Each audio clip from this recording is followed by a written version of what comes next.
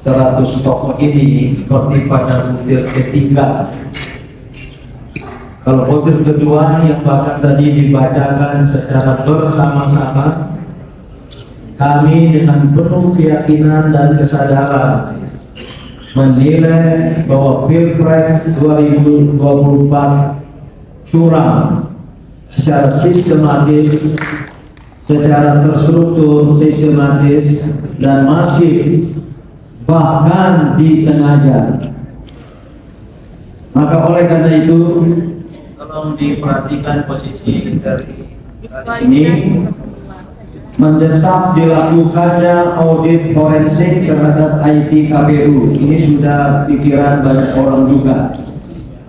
Maka kita akan saling bekerja sama mendorong adanya audit forensik, dan kami menyiapkan ahli, terutama untuk membuktikan sebuah penghinaan terhadap negara, yaitu adanya server di luar negeri, tepatnya di Singapura.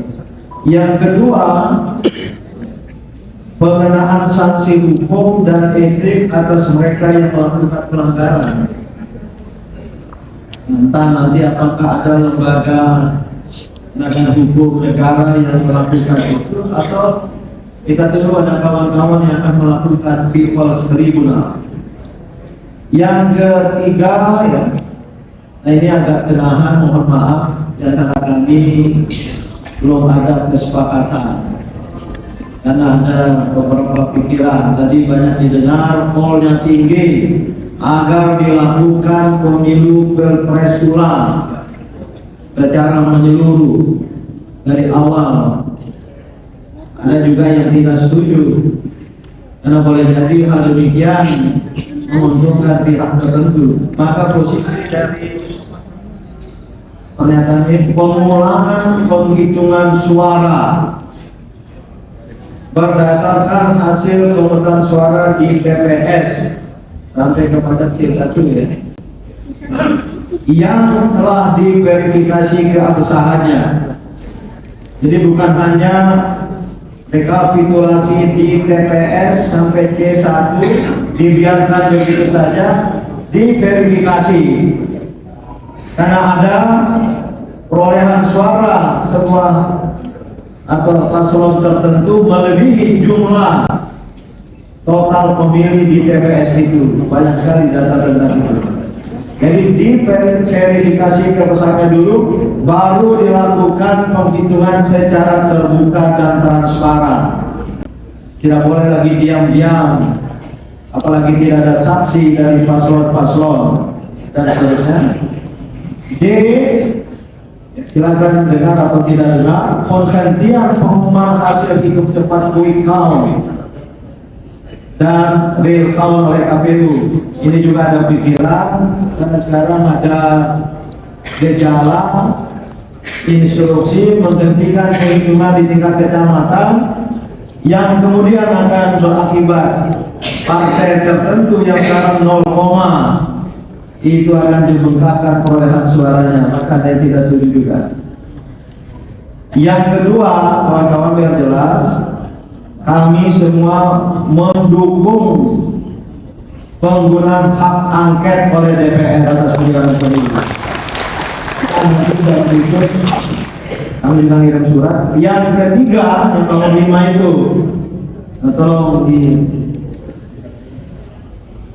maka kami menolak secara kategoris penyelesaian sengketa Pilpres 2024 melalui Mahkamah Konstitusi.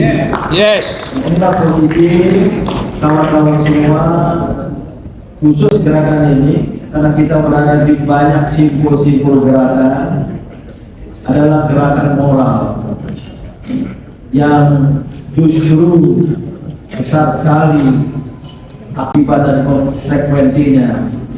Maka silakan kepada kawan-kawan lain, simpul-simpul lain, melakukan aksi-aksi nyata seperti desakan untuk adanya audit forensik IT KPU. Ada kelompok tentang itu yang akan melakukan. Kami memberikan dukungan moral. Yang kedua, mendukung hak angket DPR RI. dan seterusnya. Karena ini bukan organisasi yang terstruktur, bahkan tidak ada pimpinannya.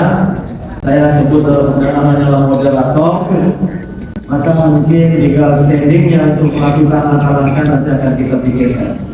Yang jelas, gerakan-gerakan yang ada di kalangan masyarakat Indonesia ini saling berkoordinasi, berkoalisi, berkolaborasi menjadi suatu koalisi akbar rakyat Indonesia yang tadi kita didengar apa target terakhirnya. Saya kira soal pemakzulan tadi gunakan istilah penggulingan, apa lagi, pemunduran, kelihatannya bahasa Indonesia tidak terlalu kaya untuk menyatakan pikiran kami itu. Kami semua bersepakat. Itulah posisi kita.